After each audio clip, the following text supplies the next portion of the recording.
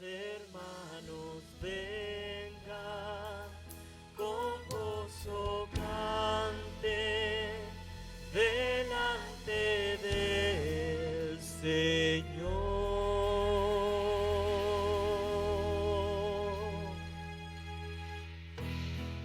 Vamos, hermanos, levántese para adorar y exaltar a nuestro Señor.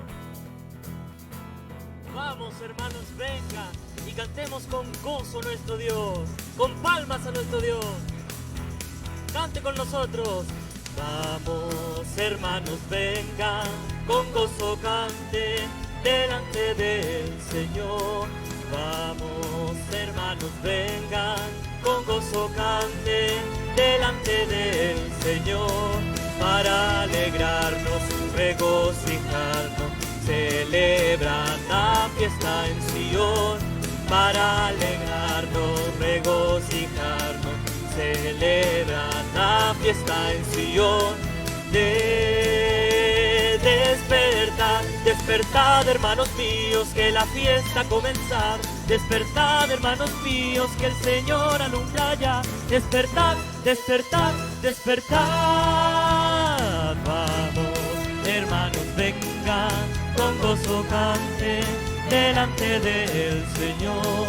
Vamos, hermanos, vengan, con gozo cante delante del Señor. Para alegrarnos, regocijarnos, celebrar la fiesta en Sion. Para alegrarnos, regocijarnos, celebrar la fiesta en Sion. Despertad, despertad, hermanos míos, que la fiesta ha comenzado. Despertad, hermanos míos, que el Señor alumbra ya. Despertad, despertad, despertad.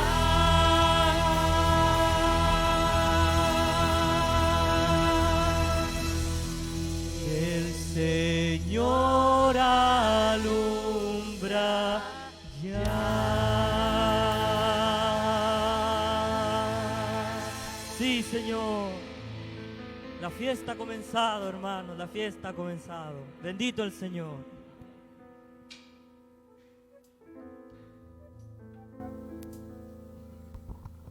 Damos gracias al Señor, hermanos, porque nos permite este tiempo. Toma asiento un segundito. Nos permite este tiempo que podamos estar juntos.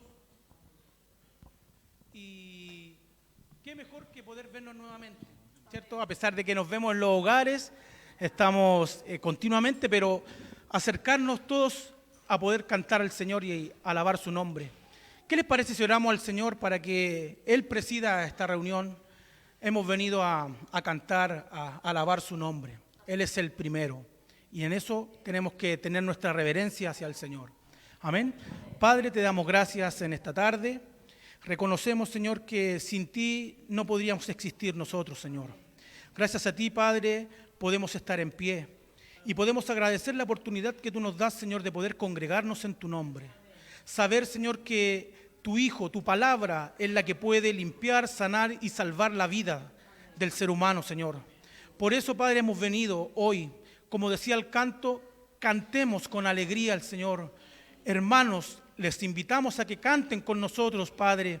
Gracias, Señor, por la oportunidad que tú nos das y que este servicio en el cual nosotros estamos aquí para ofrecerlo a ti sea de grato, Señor, para ti.